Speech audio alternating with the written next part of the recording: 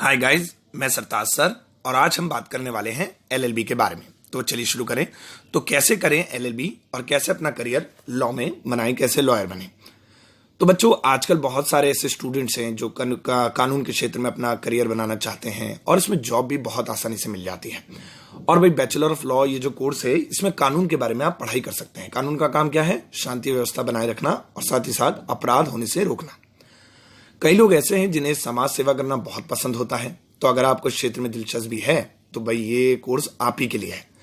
अब ये जो बैचलर ऑफ लॉ है, यानी कि हमारे जो कोर्स है एलएलबी, इसके लिए क्या क्वालिफिकेशंस चाहिए? तो इसके लिए ये दो तरीके से हो सकता है, 12वीं के बाद भी और बीए के बाद भी। सबसे पहले देखते हैं बीए के बाद। तो ये 3 साल का कोर्स है एलएलबी, जिसमें आपको ग्रेजुएशन करनी पड़ेगी। अब देखिए, ग्रेजुएशन जरूरी नहीं है आप बीए करें, आपके पास बीकॉम है, बीएससी है, बीसीए है, यानी आपने कॉलेज में 3 साल कम से कम पढ़ाई की है किसी भी कोर्स में, तो उस पढ़ाई के बाद आप एलएलबी कर सकते हैं। और अगर आपके पास अभी ग्रेजुएशन की डिग्री नहीं है और आप अभी एलएलबी करना चाहते हैं, तो भाई एलएलबी का टाइम 3 साल से बढ़ के 5 साल का हो जाएगा और फिर आप उसको 12th बेस कर सकते हैं। इसमें 12th में आपको कम से कम 50% मार्क्स लाने होंगे, या आपके पास हो अगर पहले से, तो आप इसमें एडमिशन ले सकते हैं। देखिए, ये जो 12th है आपकी, ये किसी भी साइड से हो, चाहे वो आर्ट्स है, चाहे वो कॉमर्स है या फिर साइंस है, आप भी एलएलबी में एडमिशन ले सकते हैं, जो कि 5 साल का होगा। तो आप कोर्सेज के बारे में देखिए, क्या है एलएलबी और कैसे कैसे इसके नाम है, कैसे हम कर सकते हैं। तो एलएलबी कानून से संबंधित कोर्स है। आजकल लॉ के क्षेत्र में जॉब काफी आसानी से मिल जाती है। तो अगर आप इसमें अपना करियर बनाना चाहते हैं तो आप ये कोर्स कर सकते हैं। देखिए, पहला है एलएलबी, ये आपका बीए के बाद होगा, ग्रेजुएशन के बाद होगा। तो ग्रेजुएशन में अगर आपके 55% मार्क्स आते हैं टोटल, तो आप इसमें एडमिशन ले सकते हैं। और अगर आप या तो ग्रेजुएशन कर नहीं रहे हैं, या टाइम है, या फिर आपके 55% नहीं है, तो फिर 12th बेस कर लीजिए। 12th बेस में फिर ये 3 के बजाय 5 साल का होगा और इस कोर्स का नाम एलएलबी की बजाय होगा बीएलएलबी, यानी बीए और एलएलबी एक साथ, और 5 साल में ये कोर्स आपका कंप्लीट हो जाएगा। अब देखिए, इसको करने के फायदे क्या है। तो एलएलबी एक ऐसा प्रोग्राम कोर्स है जिसमें कानून से संबंधित जानकारी बच्चों को दी जाती है और स्टूडेंट आगे चलकर अलग अलग जगह अपना करियर बना सकता है। देखिए, इसमें भी फील्ड्स होती हैं अलग अलग। जैसे आप जरूरी नहीं है हर चीज का लॉयर, एक लॉयर हर चीज का बन जाएगा। आप अलग अलग लॉयर्स बन सकते हैं। जैसे बिजनेस फील्ड में जाना है तो बिजनेस लॉयर बन सकते हैं, बिजनेस लॉ में पढ़ाई कर सकते हैं। इंटरनेशनल लॉ की जानकारी लेनी है, यानी अपने देश के अलावा दूसरे देश के कानूनों के बारे में जानना है, तो वो कर सकते हैं।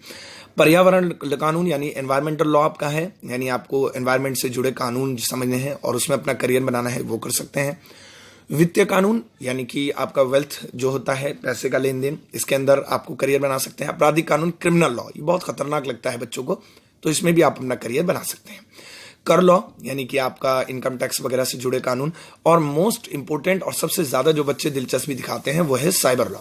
साइबर लॉ यानी कि आपकी जो ऑनलाइन धोखाधड़ी होती है, जैसे बैंक में से पैसे निकाल लेना ओटीपी लेकर, या फिर आजकल फेसबुक वगैरह से क्राइम कर लेना, किसी को ऑनलाइन वगैरह चीजें पोस्ट कर देना गलत, तो इन सब के लिए कानून बनाया गया है जिसको बोलते हैं साइबर लॉ। तो ये सिक्योर बच्चे समझते हैं और इसमें ज्यादा इंटरेस्ट दिखाते हैं।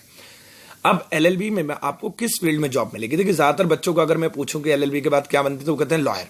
भाई दिल्ली में कड़कड़डुमा कोर्ट में जाएगा, 30,000 में जाएगा, या फिर अगर दिल्ली से बाहर है तो किसी और कोर्ट में जॉब लगेगी। तो बच्चों, गलत फहमी है। लॉयर का काम सिर्फ कोर्ट में जॉब करना नहीं है। अब देखिए, जॉब देखिए, सबसे पहली जो पोस्ट होती है वो लॉ फर्म की होती है। जो कंपनीज होती हैं, लॉ फर्म्स होती हैं, वो अपने लॉयर्स की टीम बनाती हैं, तो उसमें आप जॉब कर सकते हैं। दूसरी है एमएनसी। जो मल्टीनेशनल कंपनीज होती हैं, उनके कई ऐसे लीगल चीजें होती हैं या इलीगल चीजें होती हैं जिनको ध्यान में रखने के लिए वो एक लॉयर रखते हैं, तो आपको एक एमएनसी में पर्सनली वो अपॉइंट कर लेंगे। इसके अलावा गवर्नमेंट एजेंसीज हैं या जुडिशल एसएम्स हैं, और बैंक में भी आपकी जॉब लग सकती है, और लिटिगेशन तो है ही। तो अलग अलग जगह पे बड़ी बड़ी कंपनीज पर्सनली लोग आपको हायर कर सकते हैं अगर आप अच्छे लॉयर हैं। तो देखिए, कुछ कॉलेजेस के नाम मैं यहाँ पर मेंशन कर रहा हूँ जिससे आप एलएलबी कर सकते हैं, लेकिन ध्यान रखिए कि ये जो कॉलेजेस हैं इनमें सभी में एंट्रेंस होता है। तो आपको पहले एक एग्जाम क्लियर करना होगा जिसकी तैयारी आप पहले से करें, उसके बाद ही आपका एलएलबी में या बीएलएलबी में नंबर आएगा। सबसे पहला हमारा दिल्ली यूनिवर्सिटी, जो कि आपका एसओएल से अगर आप कर रहे हैं तो आपने जरूर सुना होगा, फैकल्टी ऑफ लॉ, जो वहीं पर है दिल्ली में, वहां से भी आप कर सकते हैं। हैदराबाद में भी है आपका नलसर यूनिवर्सिटी ऑफ लॉ, और पुणे में भी है सिम्बोसियस, और जिंदल ग्लोबल लॉ स्कूल आपका सोनीपत में है। इसके अलावा चेन्नई, पुणे, कैलकाटा और आपका अहमदाबाद में भी अलग अलग यूनिवर्सिटीज हैं। तो एलएलबी का कोर्स करने के लिए एक बार फिर से सुन लीजिए। 12th पास अगर हैं आप, 12th बेस पे करना चाहते हैं तो 50% मार्क्स किसी भी साइड से, लेकिन 5 साल का आपको एलएलबी करना होगा, उससे पहले एंट्रेंस। और अगर आप हैं ग्रेजुएट तो 55% के साथ आप एलएलबी कर सकते हैं सिर्फ 3 साल का, और आप अपना करियर इन सब में बना पाएंगे। अगर आपको एलएलबी से संबंधित कुछ और सहायता चाहिए या आप बिना एंट्रेंस के एलएलबी करना चाहते हैं तो कई ऐसे कॉलेजेस भी हैं जो बिना एंट्रेंस के एडमिशन देते हैं।